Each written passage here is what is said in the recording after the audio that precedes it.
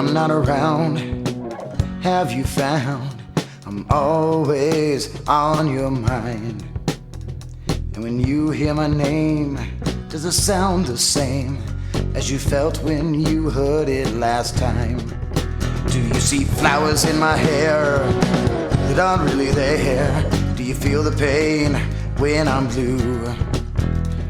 And when you see me, does it seem to be that blues change to life in bloom? Welcome, everyone, to the Boiling Point Podcast. This is episode 111, the West Shore School District and your local elections.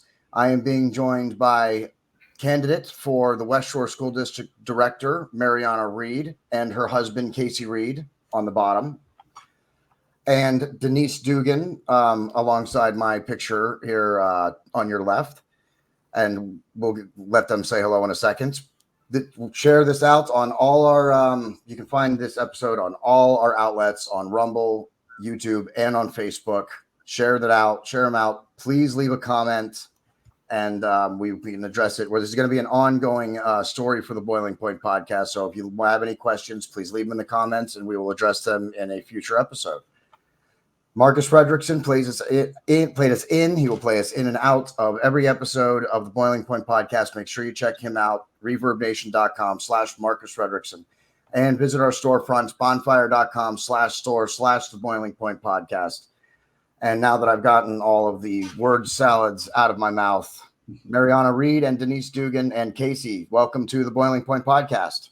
How you doing? Thank you. Now, Mariana Reed, you are a candidate for the West Shore School District, and you are a write-in candidate for the West Shore School District. That is correct. I am running as the write-in candidate for the school board director position in Region 1 of the West Shore School District. So a write-in basically means that you have to write my name in when you get to the ballot box, and you have to write it in correctly. The best way to remember my name is Maria with an N and an A. With only one N, Mariana, okay, Reed, okay, because if it goes in incorrectly, they can toss out the vote.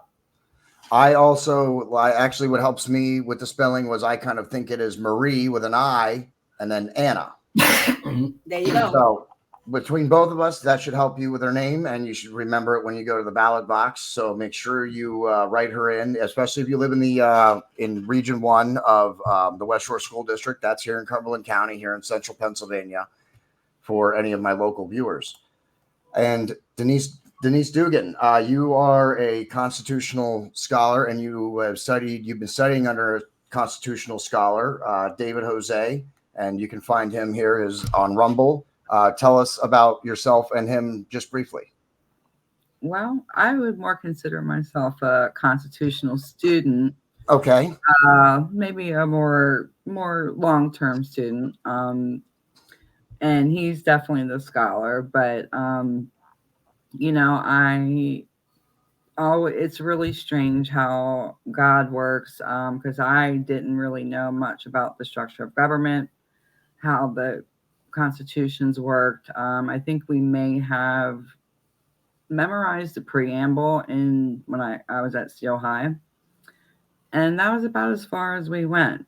So we were not taught this in any depth, because it allows us to see how to be free, where all of our protected rights are, and then the rest of it is the limited grants of authority that each level of government has. So I barely remember studying the Constitution even in high school. Yeah. And they really just gave us a surface, thing, all throughout our lifetimes, at least.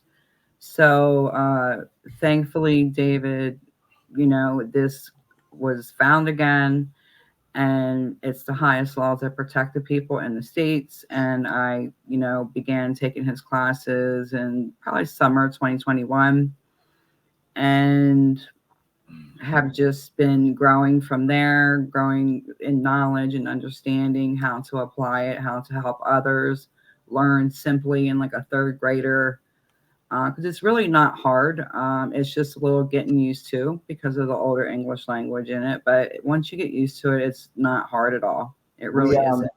Well, I'm sorry, I didn't mean to cut you off there. No, I was done. Yeah, go ahead. We've done some constitutional episodes before. We actually have a Second Amendment debate episode, special episode that we did where I had another constitutional scholar on, and he took the pro, and even I am pro Second Amendment, but for the sake of having the episode, I did some research and took the opposing side, and we did a debate style episode. So we've definitely covered the Constitution before. Of course, in this episode, we're going to be talking about some state constitution.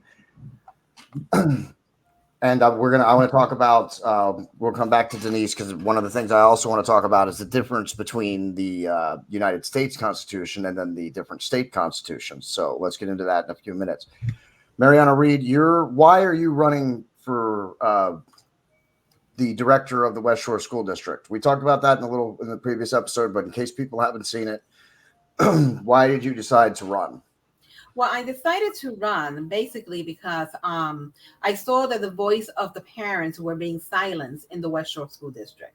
Also, the curriculums that are coming into the school. Right now, our school board members, almost all of them, with the exception of maybe one, are all for these woke agendas and pushing these woke agendas and the inappropriate books in our schools. And it comes to a point that when they're silencing the parent, that somebody has to say, enough is enough, and stand up, to the plate. And that was me. And my first experience with that was with my husband, Casey Reed, decided to speak in one of the school board meetings about a book that we found, actually two books that we found, Gender Queer and This Book is Gay, in the Cedar Cliff High School library. The way he was treated, the way that he was talked down to is not acceptable. Parents have stopped coming to these meetings, basically to these school board meetings, basically because they don't want to be talked down to. They feel that they're not being heard and they're not being respected. I don't know if my husband wants to add on anything to this. Yeah, Casey, we talked, Mariana said that in the previous episode, that's how it was one of your experiences going into a school board meeting that made her decide to run. So talk about that. You found these books, if I remember from the previous episode, you found them during the open house night or something like that? This was the back to school night in August. The back to school night. Yeah. So my kids were going into their freshman year at this point. I have twin boys. Now, the two books she referenced were not in the public school, in the catalog, the online catalog for the West Shore School District. So this, among other reasons, and I won't get into it, it's a long story, showed that there was a lack of transparency within the district, which a lot of what was going on, many things that were happening in the classrooms that would probably be disapproved of by at least 2/3 of the parents in the district. And I had made a speech at the school board meeting on the issue of transparency.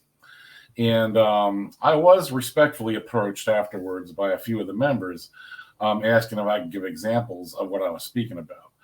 And I could have listed a whole slew of books that were on the shelf with inappropriate content that was in reference, that was in the library catalog. The reason I specifically picked these two books was because they weren't on the online catalog and addressing specifically the issue of transparency. And ironically, the fact that I picked these two books that were not on the online catalog is what was used to basically accuse us of making this up. And within less than 24 hours after the speech there at the school board, there was a hit piece in the New York Dispatch on me personally, actually mentioning me by name as a community extremist, and warning about the rise of community extremism and these dangerous people. And we must raise money now to fight this community extremism. They're even using my name as a fundraiser. I guess I should get some royalties from that. I did. Yeah. Anyway, I'd be looking into that. And I did see the picture with the article linked. I haven't gotten a chance to look at the article myself yet. So we'll definitely have to have you on again once we look into that to talk specifically about the article. But they're using that. They're using that and other things as fundraising tools. Isn't that right? Right. Mm-hmm. That is correct. That is correct. So, all right. So they're making up these things about you being an extremist, which you're not. You're just a concerned parent, and they're using it for fundraising. Yes, and this has been, again, this isn't the only example of it, but there's many things within the library. And we found out later on, there's also books coming in through a foundation, And if they're donated and they don't stay at the library, if they're taken out immediately, they don't get cataloged. Is that what happened to these books? I don't know. But again, I could have used many examples in that library that were in the library if I wasn't specifically addressing the issue of transparency. Mm-hmm.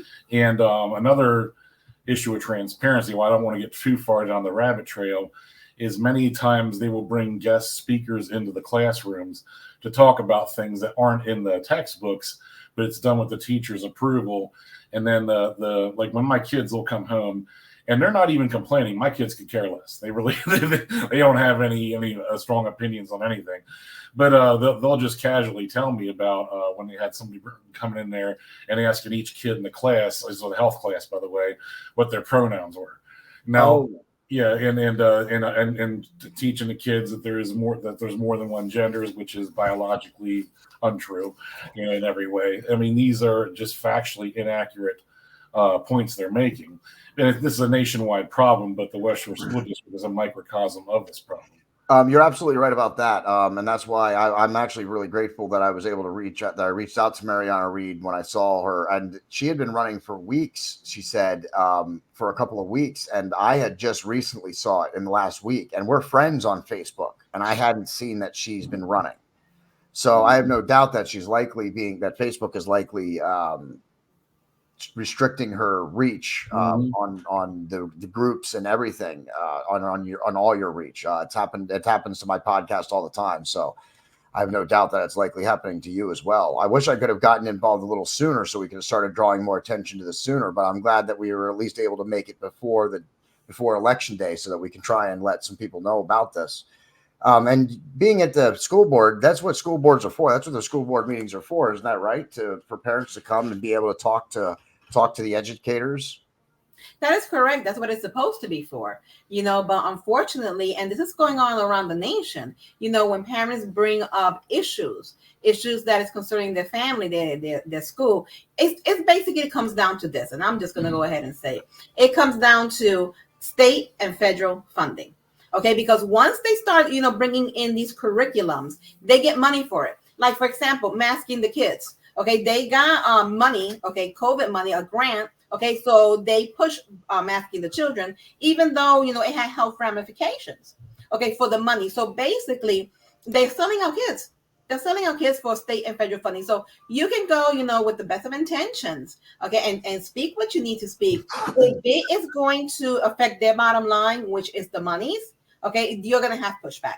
Now, I'm sorry. Unfortunately, no, it's okay. I'm just wondering how many people, if you're watching this right now and you're outside of Cumberland County or you're in a different state, check and see if your local schools get federal funding and if they require certain curriculum to be taught to receive that federal funding. Because I'm wondering how many people actually know that if they receive state and federal funding that they have to do certain curriculums.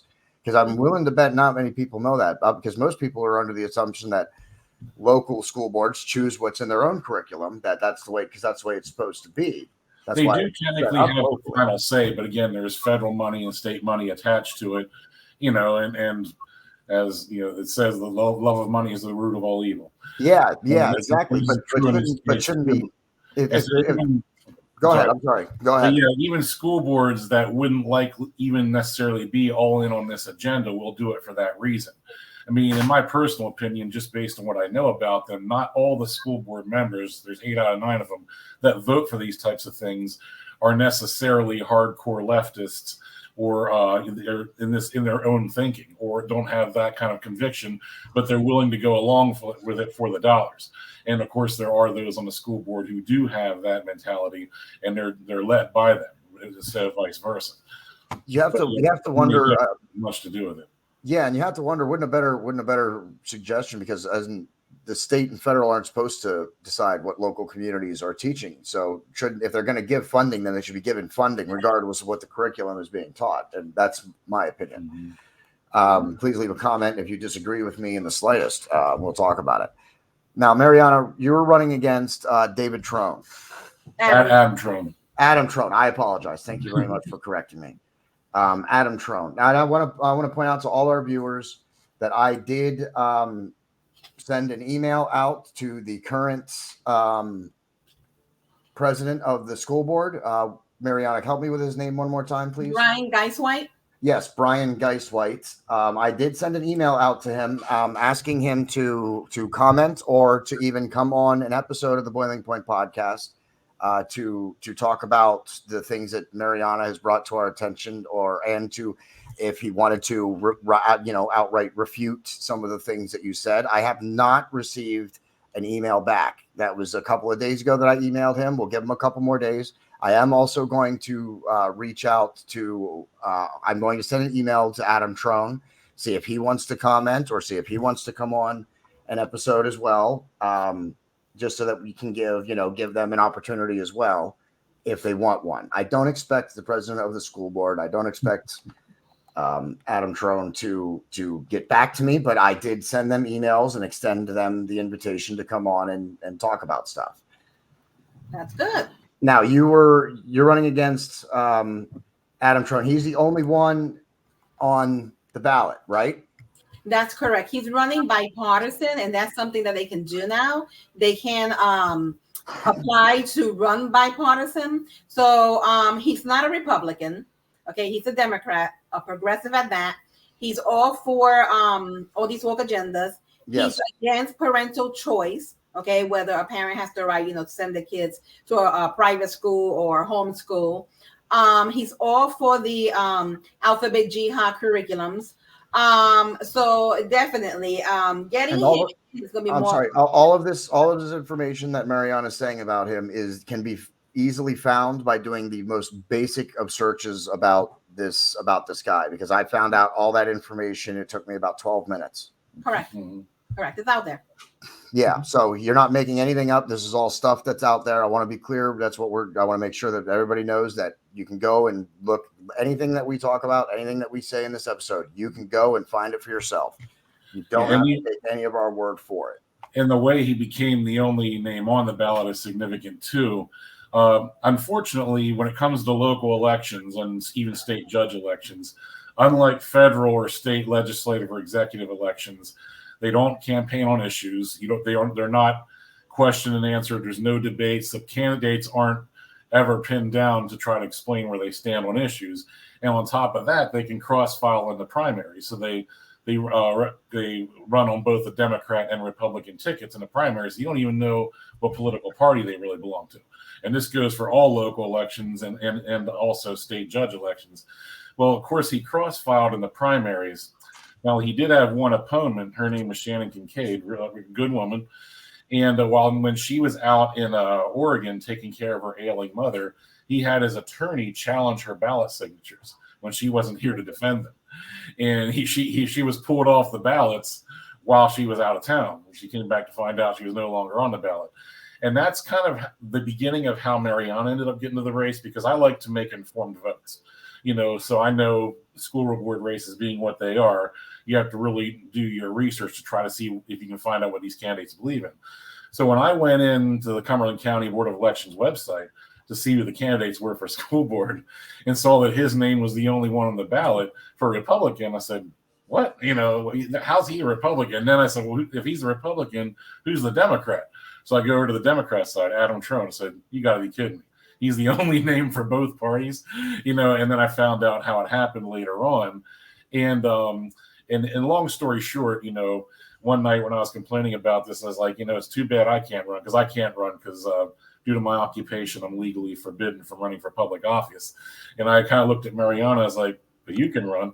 And I kind of said half joking at first, and she kind of smiled, said, you can run. And it kind of went from there. And that's how it started. But that's how, isn't that? But that's why. That's what I'm glad you brought that up, though, because you saw a problem and you decided to go and change it. And that's if there's a problem in your local school boards, and you're run for county commissioner, run for school board, run for representative. You know what I mean? You don't have to be a national name to run for a state position or even a local position. You don't need to have that kind of popularity.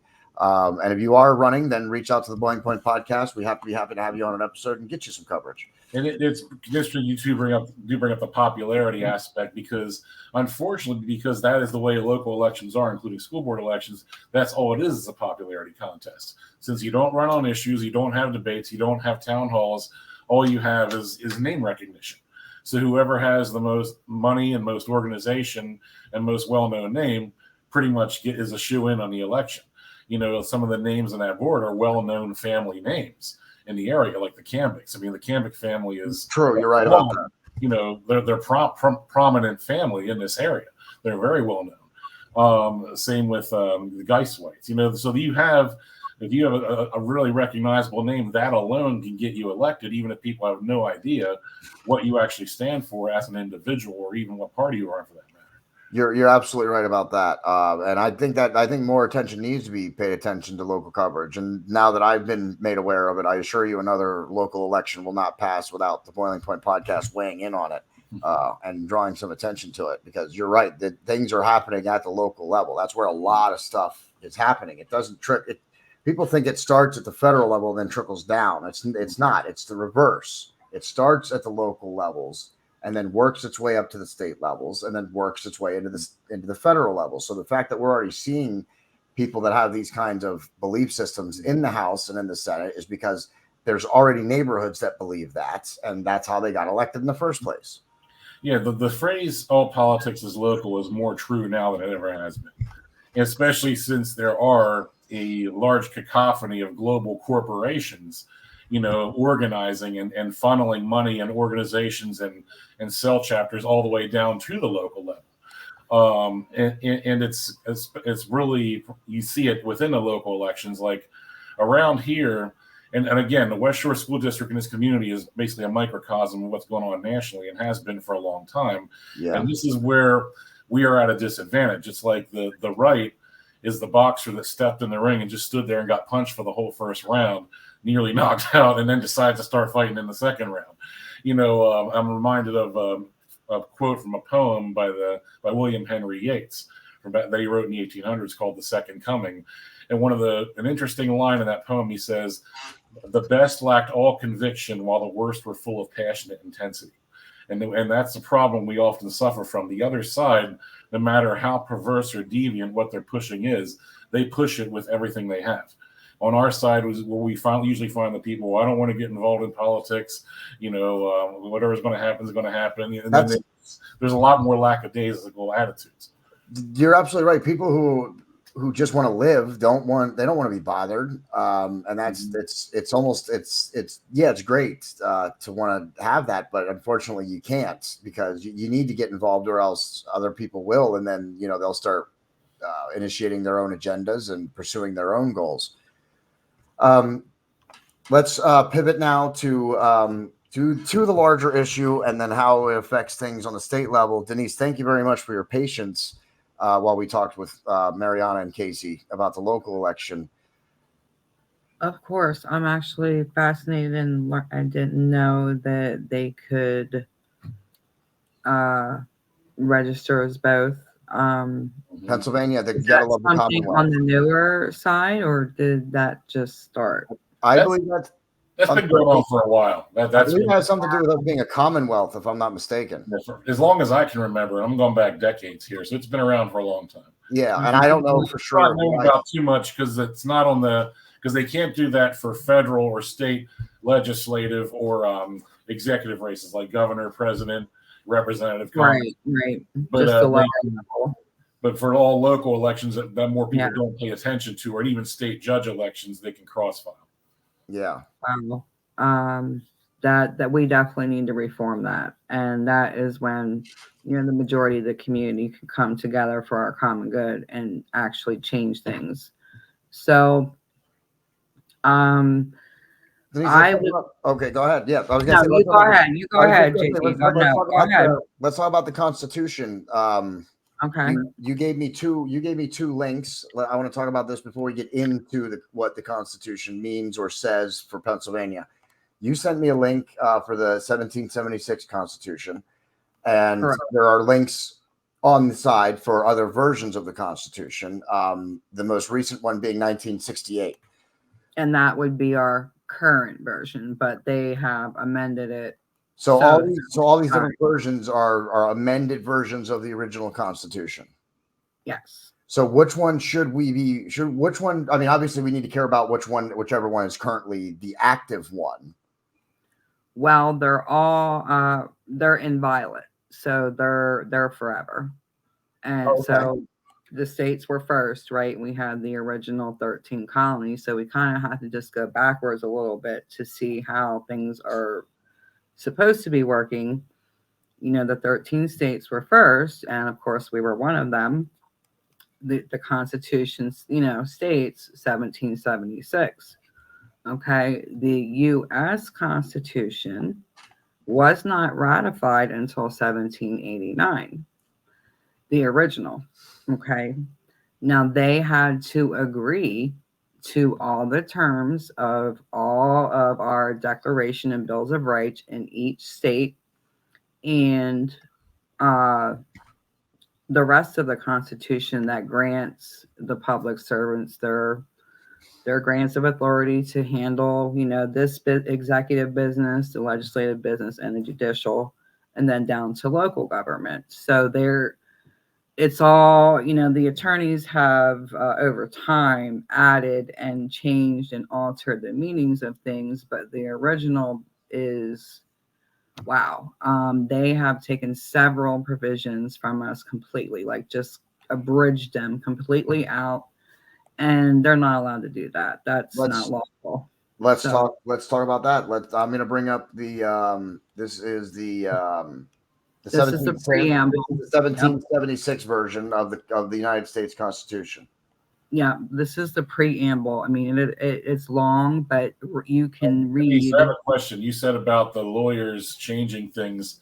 Are you saying they were able to amend it without the permission of the legislature or referendum? What a lot of times, I'm not saying all lawyers are bad now, so don't misunderstand, but the ones that are, and a lot of lobbyist lawyers, their special interest lawyers, they are in every branch of government, or every state house, every schoolhouse, every township house, and they are misguiding our legislature and senators and township supervisors and on and on and on, because they know that people don't know the real laws, where we stand and what protects us. So they've been getting away with it for a very long time, because we haven't been checked in like we should be, doing our due diligence as well, and we were tricked and not taught. So there's a lot of variables there, but now that we know, coming on and sharing it, the diffusion of knowledge, so we don't perish for lack of it, because we want our communities thriving again. We want our kids to have good moral education, and we shouldn't have to worry about our kids the way we are now. And Mariana is a trailblazer, and she is exactly what we need right now for a time such as this, because there's not too many that are brave and bold that will stand in the way for the kids. And I'm not running, but I have been serving the school boards, lawful notices. Other districts have served in Pennsylvania that I've helped. So we've served maybe 5 or 6 total in the state now. And some things have stopped, some things they won't budge on. We just have to keep pushing. But, they're not used to it. We have inherent rights to instruct our representatives, and that's been hidden from us. We can read. Number 3. Let me know where you want me to go on that, since I'm controlling the. Number 3 there, you can go back up. We can read that one, because this has been completely taken out of the current version. All right, I'm going to read number 3, and you guys can read along on your screen as I have it centered there. That the people of this state have the sole, exclusive, and inherent right of governing and regulating the internal police of the same. Let that sink in for a second. Yeah, and then if you could, for some of my viewers, the sole and exclusive inherent right of self-governing and the internal police thereof. So why are they regulating everything we do, when right here it says we're supposed to be regulating internal government?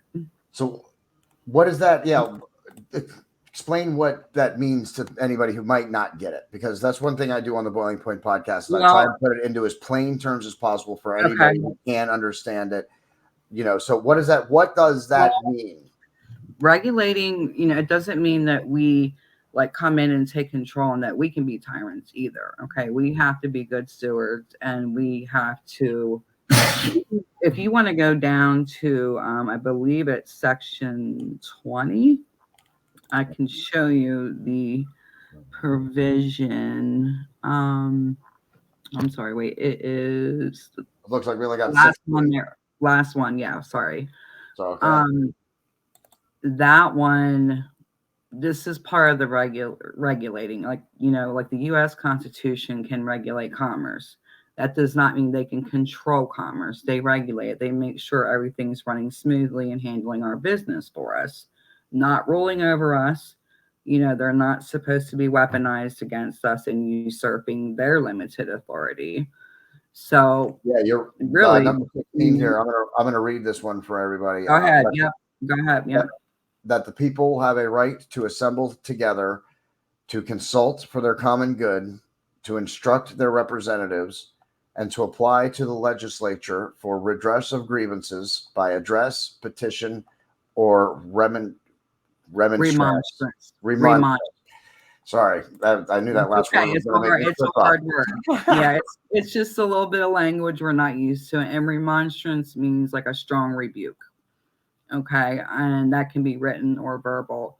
But the one part, this provision is mostly intact in our current Constitution, except the words instruct their representatives. They took that part out. Okay, so they took it out so we couldn't see that we can instruct them like, hey, you're making policy for this, but it comes against our inherent rights, like in our private health. They can't make policy, that comes into our private health. That's private. They say, oh, it's for public health, safety. Well, our health is not in the public. That is within our private person, right? So that's where they have to stop. They have to pump the brakes. You can't come in and tell us to get a medical procedure done. So this is how we regulate, by showing them the real laws, the fundamental laws that have been left to us as inherent rights, to instruct them for the common good. We don't have to be lawyers to come together. We're just the people coming together, learning the laws. And if you want to go to provision, go back up to 4, and actually just go to 5, because that one will explain a lot of how the community can come together. All right. And I want to point out, I was, while Denise was just talking, I was looking at the current version of the Constitution in another tab to see, because she said that number 3 was taken out.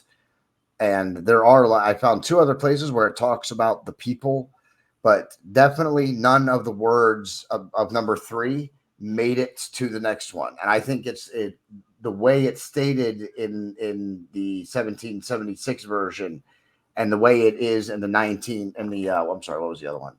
In the 1968 version, Mm-hmm. the differences in the words that are used it changes what it means. Absolutely. And I encourage everybody to go read the original version and the new version and see the differences, because I was just looking at it and I'm like, no, what do you mean she took that out? That's a pretty standard thing about, that the people have the right to do this and do that. And I was like, and she took it out, and I just checked, and yes, they did.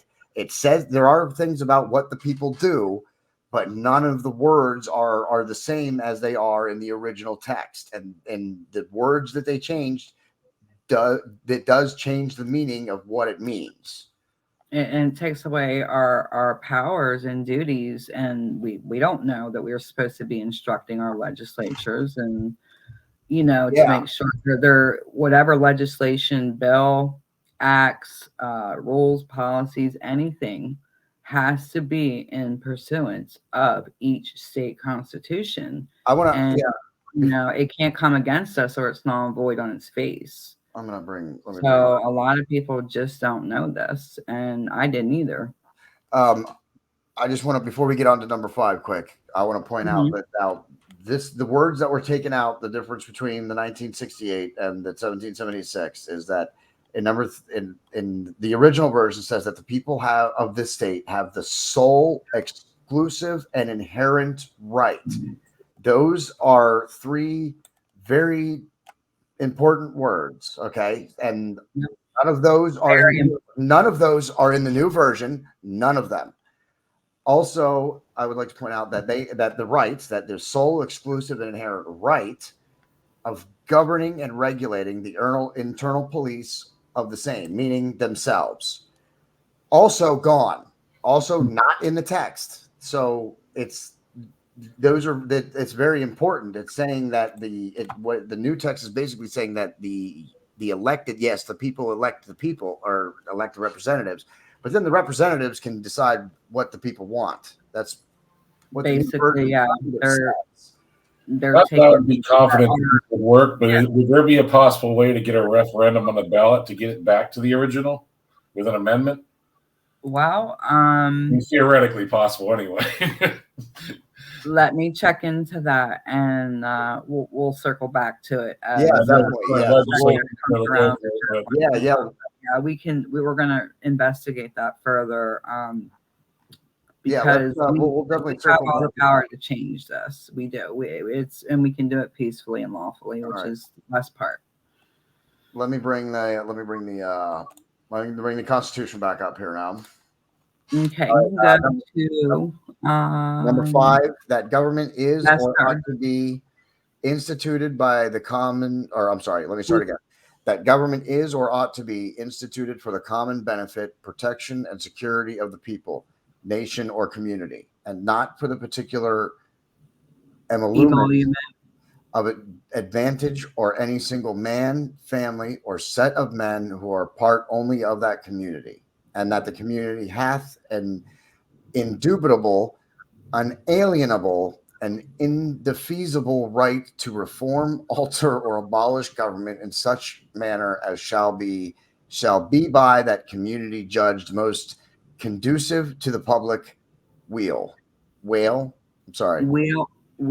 is like a public welfare or good, the public good.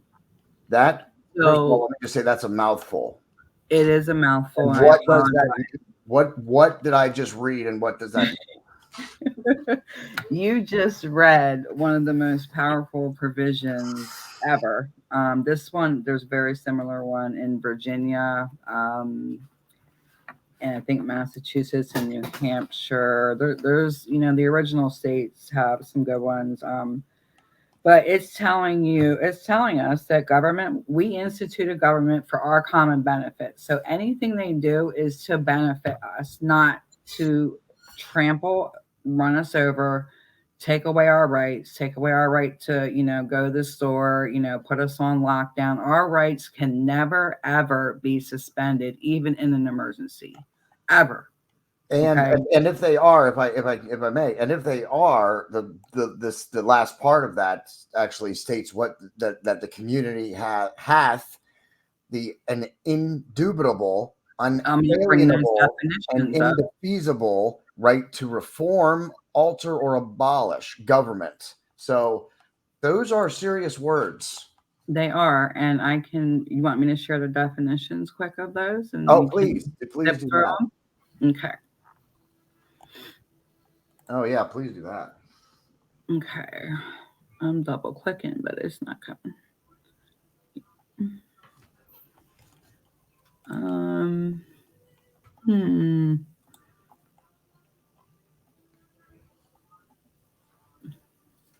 Let me try again here. Bear with me a moment. I'm letting everybody look at that in case they want to look it over. I put it back up on the full screen there. Well, I can just man for a minute. Actually, let's switch back to. Can you see the unalienable or no? I'm sorry. Say it again. Can you guys see unalienable on the screen yet? On yours? I'm sharing the one definition, but I don't think it's sharing. I'm gonna try and reshare. Oh yeah, go ahead. Okay. Sorry, I got a couple pop-ups here. Oh, no problem. I understand how sometimes tech issues can sometimes get in the way. This would be a good chance, though. This is a good pause for moments for me to tell you about Marcus Frederiksen. He does the music, and you can check him out on ReverbNation.com/Marcus Frederiksen. And you can also support his clothing, his apparel line that was created in his memory by his sister, going to Facebook.com/TheHumankind. The Humankind. It's very important that you put the in it, or you go to a totally the wrong page. So it's Facebook.com/TheHumankind. And I can bring it up now, Denise. Okay. There we go. And unalienable is from the NOAA 1828 dictionary.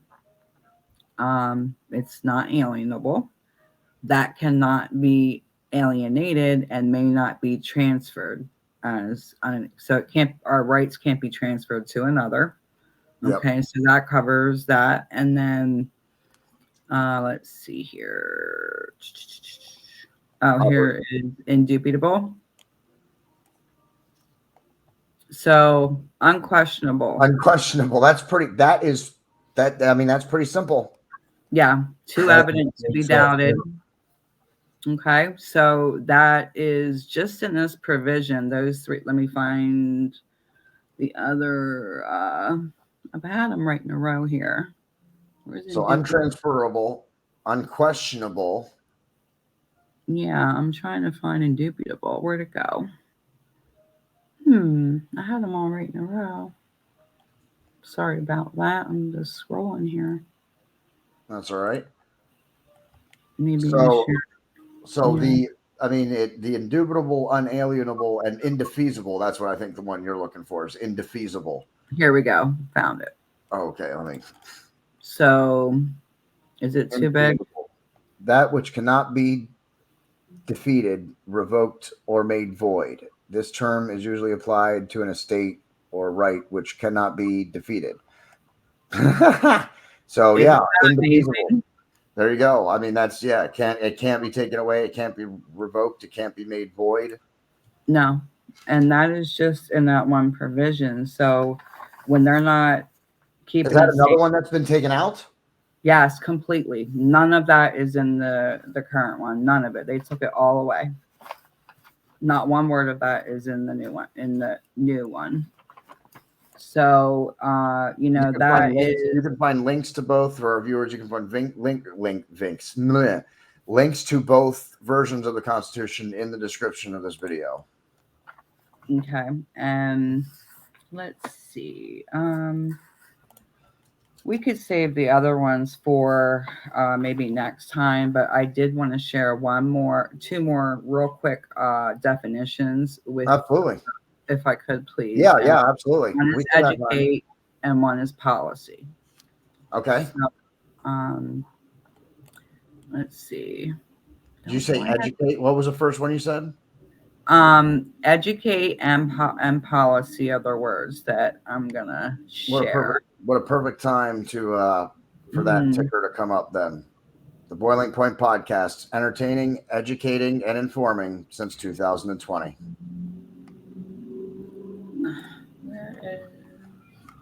Facebook, YouTube, and Rumble. Make sure you check us out, share out the episodes, leave comments. We'll be happy to talk about a comment in a future episode.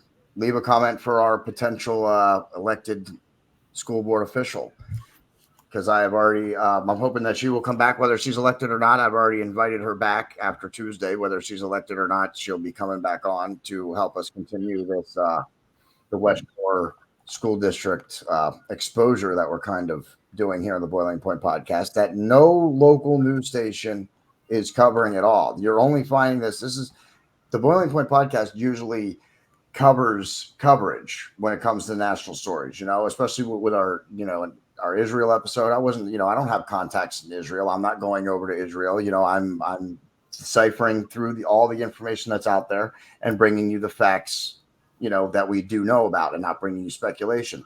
This is a story that we are literally bringing you that no one else is talking about or doing in this area, at least in this area. Go ahead, Denise. Well, this is policy out of Black's Law Dictionary, 4th edition. The general principles by which a government is guided in its management of public affairs or the legislature in its measures. Now, does it say this is general principles by which the people are guided in their management? Okay. So, policy is not law for the people. That's interesting that you. That's interesting because usually when you hear lawmakers and stuff talk about policy, it's about what they're going to impose on the people. Yeah, and that's what they've been taught that in law school. And the law schools are even teaching the attorneys wrong. It's really sad because this is all like common law that was the original foundation and precedent set in our country, and they have gotten so far away from it and tried to hide it all and still do. We're having Denise lag just a little bit, so I'm going to take over for a second. I think we're actually about to lose her. Republic should. Oh, no, there we are. We lost you for just a second, Denise. Oh, did I? It's okay. Okay, well, I just re-educate. Yeah, re-educate. Because Go ahead. Educate is from the 4th edition of Black's Law Dictionary as well. To give proper moral as well as intellectual and physical instruction. And then, of course, there's some case references there. To prepare and fit oneself for any calling or business or for activity and usefulness in life. Okay, so I just thought that might be good to highlight. I think the opening of that is the most important. I'm going to bring that up one more time. Go for it. It didn't. Oh, let me try it. No, it didn't come up. It's all right. But the proper moral and intellectual, that's key in that one there as well, yes. I think. And that's, I just wanted to just bring that to the forefront because, we need people like Mariana, and she's a rare breed.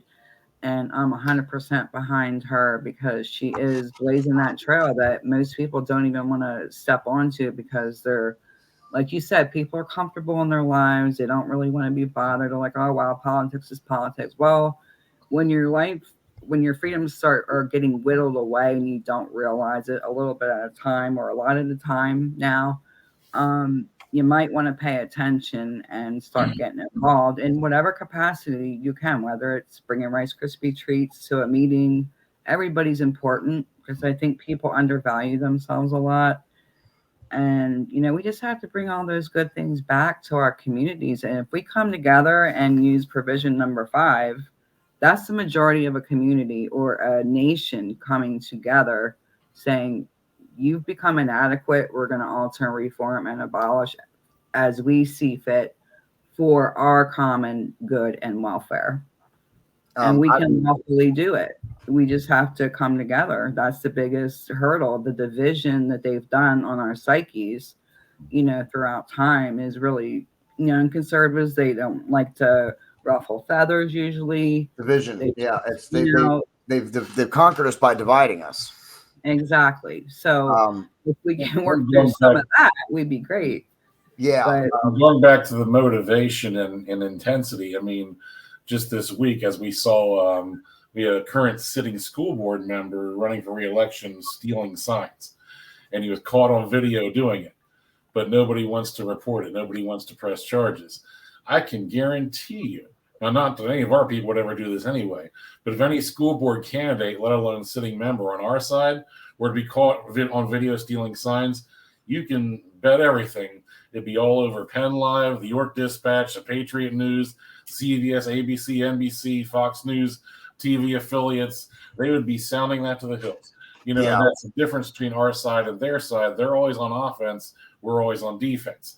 They play to win. We play not to lose. And that's the disadvantage we got to overcome. And I don't know what the total answer is to getting people to understand that and get more motivated, but that's what needs to be done. Yeah, absolutely. Now I'm using sports analogies, offense, Offensive. defense. I'm a football fan. All right, and now let's not. There's nothing wrong with defense because defense wins championships. But That's the conservatives need some game wins. It's time to stop looking at the championship because we're going to lose too many games and we ain't going to make it to the championship. It's time to start looking at the individual wins. Republicans, conservatives, constitutionalists, libertarians, and the rest of you. It's time to start looking at the little wins and stop trying to worry about the big win. I also want to comment on that definition of education. I don't remember exactly how it was worded. It was talking about the moral and intellectual guidance for becoming useful. For usefulness in life. Yeah, like shop class, home ec that they've all taken away. Tragically, what's going on right now, not only in the West Shore, but nationwide, is the precise opposite. It's the tearing down of every moral standard and with something being injected in its place and also dumbing down the curriculum. You see with these things like critical race theory, diversity, equity, inclusion, social and emotional learning, while many of these have innocent sounding terms, and they may even have some good curriculum woven within them. But there's a poison pill in all of it, and it's that it replaces, at the end of the day, fact-based learning with feelings-based learning. And it becomes about affirming and validating the way people feel, no matter how off-target it may be, as opposed to what reality is and what is true. I mean, I can even use myself here as an example. I'm obviously not a thin guy, I'm not in shape, but you would never see me promoting the whole body positivity movement. That's insane, to try to demand that other people celebrate my being overweight and tell me it's great and affirm it. No, why would I promote something that I know is detrimental to the rest of everyone else just so I can feel good about not taking better care of myself? That is evil and selfish. And that's what all these curriculums do. They elevate the most deviant behaviors and lifestyles that by any objective analysis are destructive and not constructive. If we're going to be teaching sexuality at all outside of biology in the schools, which I question in and of itself, but at least it should come from a standpoint of analysis and evaluation, not from promotion and advocation. It should be answering the scientific based questions. How does it affect the longevity of life, the quality of life? What are the comparable rates of people in these lifestyles as opposed to these lifestyles with average lifespans, sexually transmitted diseases and other diseases, and suicide, mental health, depression, criminality, you name it. That's what should be talked about if you're going to discuss these matters at all. But the last thing, if you have an agenda that you want, is fact-based discussion that will undermine the agenda you're trying to push. And so that in that regard, then education becomes pursuing the preferred political agenda rather than doing what's best in developing the minds and even well-being of the kids. So. Yeah, absolutely. I agree with all that. And to amplify that a little bit more, I know that the suicide rate among the trans community is surpassed even that of the suicide rate of drug users at this point, even heroin users. So now the trans community has the highest suicide rate of any community in the United States right now. So that's you can't be confusing. You can't be confusing kids. No. They're already confused enough. So you can't be doing that, which is why Mariana Reed is running for school board. If you live in the central Pennsylvania area, get out to the polls. If you live in the West Shore School District, get out to the polls. And if you don't live here, get out to the polls anyway, because guess what? It's an off year and there's local elections happening.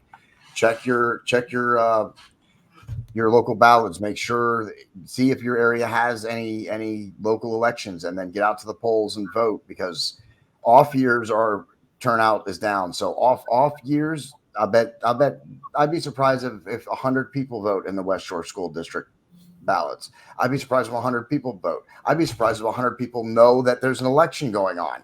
So get out there. Oh, we make sure they know. Yeah, get out there and vote and make sure you hit the polls and vote for Mariana Reed. She's a write-in candidate. Make sure you remember that. She's a write-in candidate for the second district. Region 1. Region 1 of West Region Shore. 1. Yeah, I'm gonna get it right. Region 1 of the West Shore School District, the director of the West Shore School District. Her opponent is Adam Trone. Tell me I got it right that time. Yep. Her opponent is Adam Trone, and he's the only candidate that is listed in that race. That's the one that you want to write in Mariana Reed for. If you see Adam Trone's name, you want to write in Mariana Reed's name instead. And let's get her elected to the school board, and we can then she can start working from the inside, and we can help her from the outside. Because you're right, no news places, not newspapers. There's nobody else covering this. But right now, the one thing you do have is you do have the Boiling Point podcast on your side. That's right. Amen. If I may plug in one more thing here Really quick. appreciate you. If you're in Region 2 of the West Shore, the good ones are Kelly Brent, David Britton, and Mandy Davis. If you're in Region 3, it's Heidi Thomas and Brenda Cox. Just putting it out there. Absolutely. Yeah, good. Well, if you're in Cumberland Valley School District, I know Kelly Pottiger's excellent, but I don't know who else is the good ones are in that district. Go over them one more time for everybody. Okay, Region 2, the 3 good ones to vote for are David Brinton, Kelly Brent, and Mandy Davis. And then in Region 3, it's Heidi Thomas and Brenda Cox. So get out to the polls. And Kelly Pottiger is next to the one in Cumberland Valley School District, but that's another district, and I don't know about the rest of their regions. So if you live in any of those regions, get out and vote for those candidates, and let's get the right people elected to the school boards, and let's make some changes from within while we continue to report from the outside as well. And those candidates are on the ballots, by the way. Okay, good. So Mariana Reed, their names are on the ballots. Mariana Reed.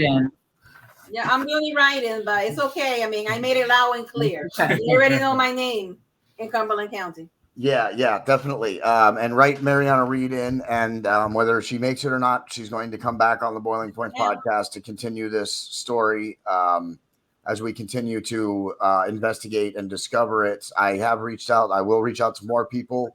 I have reached out to the current president. He didn't respond, but I will continue to reach out to the other side to see if they want to be on the Boiling Point podcast, to see if they want to be represented, or at least have their side represented at all. We'll find out. I'm expecting no.